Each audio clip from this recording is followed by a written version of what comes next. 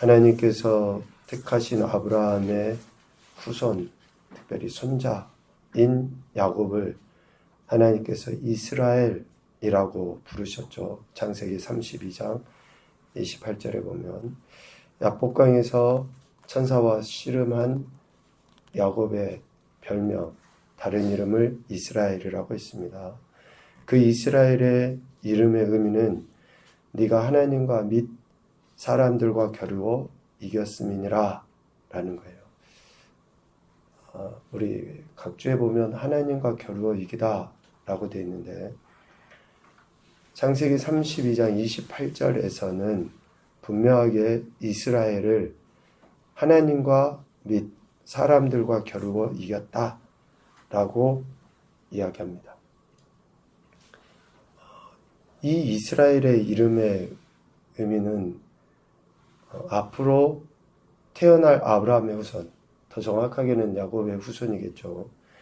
야곱의 후손을 통칭하는 고유 명사가 돼버려요, 이제.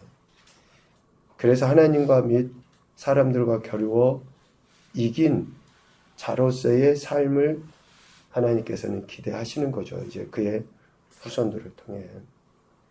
그래서 아브라함의 후손, 또 야곱의 후손은 이스라엘이라는 이름에 맞는 삶을 살아야 됩니다.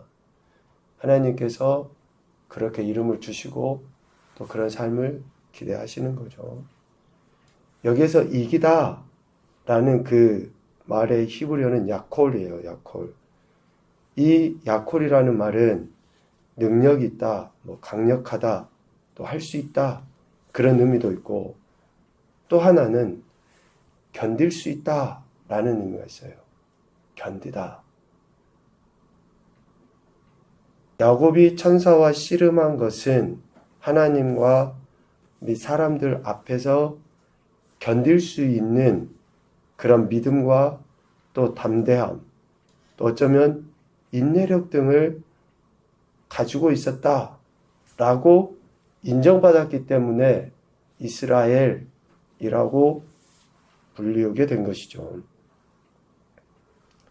견디는 것,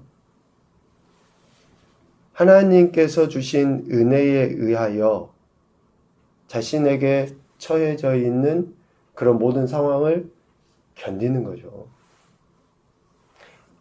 실질적으로 아브라함의 후손들, 야곱의 후손들은 이 견딤의 삶을 살아갈 수밖에 없습니다. 오늘 우리도 마찬가지죠. 영원한 천국에 들어가는 날 때까지, 진정 하나님께서 약속하신 가나안 땅에 들어가는 날까지 그렇게 견딤으로 나가는 거예요. 그래서 이 견딤은, 즉 이스라엘로서의 삶은 사명이기도 하죠. 그리고 동시에 축복이에요. 축복. 그런 견딤이 있지 않으면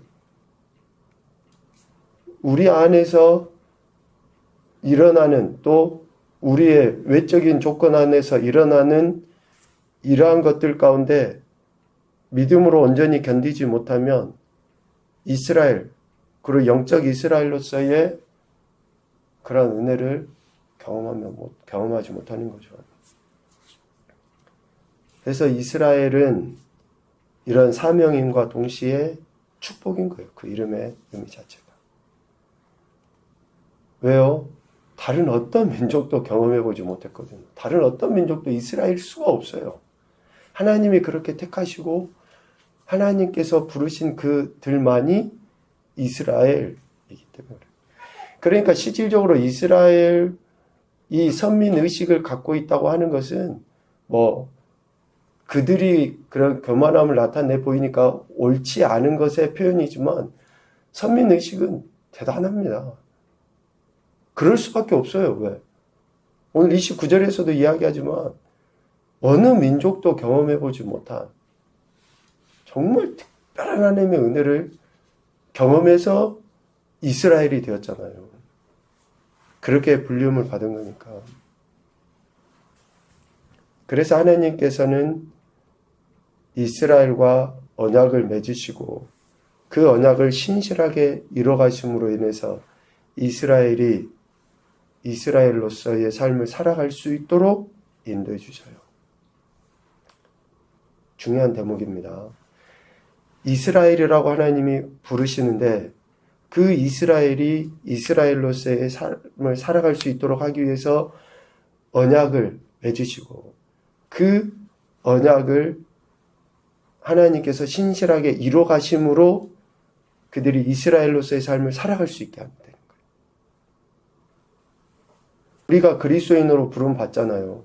그럼 그리스도인으로서 부름 받고 그리스도인으로서 마땅히 살아야 되는데 그리스도인으로 마땅히 살아가는 것이 우리의 힘이고 우리의 종교심이고 우리의 의지고 그것이 아니에요. 하나님의 말씀이 우리를 그렇게 살아가게 하시는 거예요. 그러니까 우리가 그 말씀을 듣고 순종하면 그러니까 이것도 우리의 의지로 순종하면 전제는 성령 하나님의 역사하심 속에 그렇게 되어져 가는 거예요. 되어져 가는 거. 그렇게 할 때에 이스라엘로서의 삶을 그리스도인으로서의 삶을 살아갈 수 있게 되는 거죠.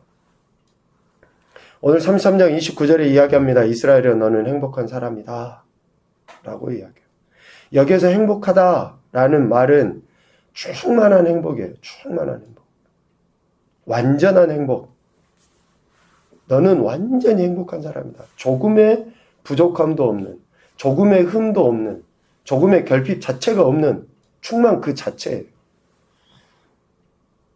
그런데 이스라엘의 삶의 여정을 봐보십시오. 조금의 흠도 없었습니까? 조금의 결핍도 없었냐고요. 그런데 하나님께서는 이스라엘을 완전한 충만한 행복을 가진 존재라고 인정하시는 거예요. 인간적인 눈으로 보면 결핍이죠. 불편이에요. 그 광야의 여정이 어떻게 충만일 수 있었습니까? 결코 그렇지 못하잖아요. 그런데 하나님께서는 충만한 행복이다라고 이야기해요. 충만한 행복. 가장 그 어느 것과도 바꿀 수 없는 빌립보서 2장 말씀으로 바꿔보면 지극히 높인 하나님께서 예수 그리스도를 지극히 높이셨잖아요. 그러니까 오늘 우리를 그런 존재로 인정하시는 거예요. 지극히. 아멘이 안 나오시죠? 하나님, 제 삶이 아직도 해결되지 않는 문제도 있고, 아직도 육체도 아프고, 아직도 정말 죽을 것 같은데, 어떻게 하나님 제게 이렇게 충만한 행복을 사람이라고 말씀하십니까? 그런데 하나님께서 보시기에 우리는 그 어떤 것과도 비교할 수 없는, 그래서 보배로운 존재라고 이야기하신 것 아니었습니까? 왜 이스라엘이 지극히 행복한 존재일 수 있습니까? 그것은 여호와의 구원을 너같이 얻은 백성이 누구냐? 여호와의 구원을 얻은 백성이 이스라엘 외에 없다라는 거예요. 또 하나님께서 친히 그들을 돕는 방패가 되시고 영광의 칼이 되시기 때문이다 라고 이야기합니다. 하나님께서 친히. 세상 사람들은 자기가 신을 만들어 놓고 그것에 의해서 도움을 받으려고 해요. 위로를 삼으려고 해요. 그런데 하나님은 스스로 계셔서 스스로 그러한 생각을 하시고 스스로 그렇게 일을 행하셔요. 그래서 우리에게 우리의 삶을 도우시고 우리의 삶의 대적들을 물리쳐서 이기게 하셨던 거죠. 29절 말미에 네 대적이 내게 복종하리니 내가 그들의 높은 곳을 밟으리로다. 대적이 복종하고 그들의 높은 곳을 밟게 하시잖아요, 하나님. 그래서 더 이상 이스라엘을 대적할 원수가 없는 거예요. 왜? 하나님께서 그렇게 하십니다. 이처럼 하나님의 은혜에 의하여 이스라엘은 행복한 사람이 된 겁니다. 하나님의 은혜로 말미암아 애굽에서 건진 받았잖아요. 또 하나님의 도우심으로 말미암아 광야의 여정을 통과하게 되었잖아요. 그리고 결국 하나님의 역사하심으로 말미암아 가나안 족속을 물리쳐 그 땅을 정복하게 되는 거 아닙니까? 하나님께서 그렇게 하시는 거예요. 이 모두를 경험한 이스라엘이 그래서 진정으로 복받은 민족, 행복한 민족이라는 것이죠. 과거 이스라엘만 그러겠습니까? 오늘 우리 그리스도인들의 삶도 하나님께서 세상에서 건져내시고 이 광야의 여정과 같은 지금의 이 세대 속에 우리를 도우심으로 통과하게 하시고 결국은 가나안 땅을 정복하여 들어가게 하시는 그 은혜를 우리에게도 주신 줄로 믿습니다. 34장에 보면 이제 모세의 죽음이 나옵니다. 이렇게 행복한 이스라엘을 하나님께서는 약속하신 대로 가나안 땅에 온전하게 들어가도록 하시기 위해서 모세의 이 뒤를 잇는 여호수아를 세우시는 거예요. 모세에 대한 평가는 어제도 잠깐 이야기했지만 10절 말씀에 보면 그 후에는 이스라엘에 모세와 같은 선지자가 일어나지 못하였다라고 이야기합니다. 왜요? 모세는 여호와께서 대면하여 아시던 자다 라고 이야기합니다. 여호와께서 대면하여 아시던 자다. 하나님께서 얼굴을 모세에게 보이셨다라는 거예요. 하나님을 본 자는 살 수 없는데 모세는 그래요. 하나님께서 얼굴을 보이셨어요. 여기서 대면하다라는 그 말은 야다라는 히브리어를 많이 씁니다. 알다 그런 우리가 그 단어로 쓰는데 여기서 대면하다라는 말은 야다예요. 그러니까 아는 거예요. 아는 거. 단순히 지식적으로가 아니라 인격적이고 영적이고 그 경험적으로 하나님을 아는 것, 이것이 대면하다라는 말의 의미입니다. 그러니까 하나님께서 모세와 친밀하게 지내셨다. 자, 누가 친밀한 거예요? 우리가 하나님께 친밀하게 나가는 게 아니라 하나님께서 모세에게, 하나님께서 우리에게.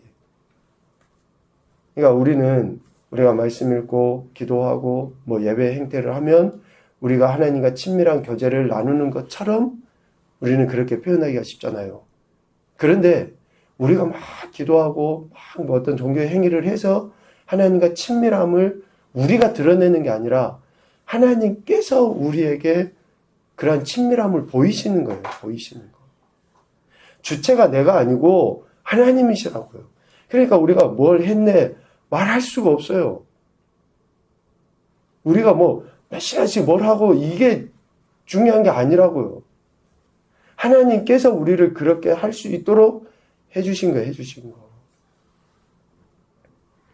그러한 은혜를 모세는 경험한 거죠. 그래서 그 이후에 이스라엘의 모세와 같은 선지자가 일어나지 못했고, 특별히 11절 12절에 보면 모세는 하나님께로부터 모든 이적과 기사와 모든 큰 권능과 위엄을 행할 수 있는 능력을 부여받게 됩니다. 그래서 바로와 그의 모든 신하와 이스라엘의 목전에서 그 권능을 행했던 것이죠. 하나님께서 친밀하게 대하심으로 모세에게 이러한 능력을 주시는 것이고, 그로 인해 이스라엘을 애굽에서 인도해낼 수 있는 그런 사명을 감당하게 된 것입니다. 그러나 모세가 하나님의 거룩함을 이스라엘 자손 중에서 나타내지 못했던 한 번의 그 사건으로 인해서 모세는 하나님께서 이스라엘 자손에게 주는 땅을 보기는 하지만 들어가지는 못합니다. 32장 말미에 이야기하는 것처럼. 그래서 모세는 오늘 9절에 보면 여호수아를, 눈의 아들 여호수아를 이스라엘의 차기 지도자로 세우죠. 여호수아에게 안수하여 그에게 하나님께서 지혜의 영을 충만하게 부어주셔서 이스라엘을 인도할 지도자로 세우게 됩니다. 이것으로 인해서 모세의 인생이 이제 죽음으로 끝나게 되고, 이후에 여호수아를 통해서 실질적으로 가나안 땅을 정복해 가는 내용들이 이제 그 뒤에 여호수아의 내용을 통해서 나오게 됩니다. 신명기이죠. 신명. 다시 하나님이 말씀하신 것이 신명입니다. 그런데 천천히 생각해 보면 다시 하나님께서 하신 말씀인데 듣는 우리에게는 하나님이 다시 말씀하신 게 아니라 늘 새로운 말씀이에요. 늘 새로운 말씀. 죄악으로 하나님의 뜻을 거스리고 이 세상을 바라보고 말씀대로 순종하지 못하는 우리들에게는 늘 새로운 말씀.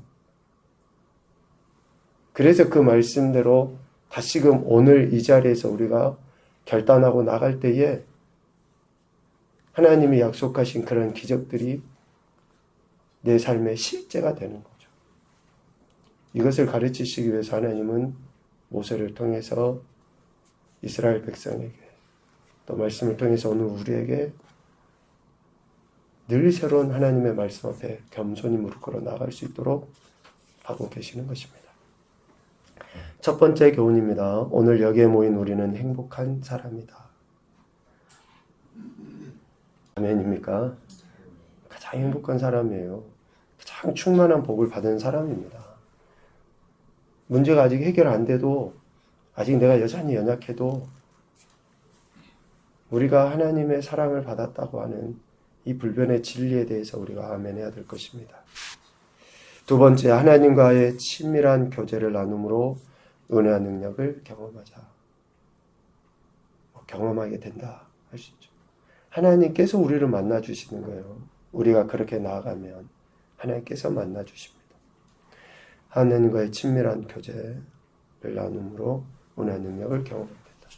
세 번째, 지혜의 영이 충만하여 하나님의 말씀에 대한 바른 순종을 보이자. 성령의 충만은 말씀에 대한 바른 태도입니다. 수요일날 선교사님도 이야기하셨지만 예배, 말씀, 기도 계속 강조하잖아요. 근데 하나님에 대한 태도예요. 그거는. 성령 충만하다고 하는 것의 가장 대표적인 표현이 말씀에 대한 태도예요. 말씀에 대한 태도가 바르지 않으면 우리의 구하는 것도 또 우리의 삶도 온전하지 못할 수밖에 없습니다. 그래서 여호수아는 안수받을 때 지혜의 영, 성령의 충만함이 뭘로 나타났습니까? 하나님께서 자신에게 말씀하시는 그 말씀에 대한 태도, 순종으로 나타났어요. 그래야 할 때에 가나안 땅을 정복하게 되는 것이죠. 오늘도 저와 여러분에게 성령 하나님에 의하여 주어지는 그런 모든 말씀들의 깨달음이 삶의 온전한 결단과 순종으로 나타나서 하나님의 영광도 나타내시고 또 더 큰 은혜들을 경험하며 살아서 우리의 삶의 모든 영역에 선한 영향력을 끼치는 귀하고 복된 한 날이 되실 수 있기를 주님의 이름으로 축복합니다. 아멘.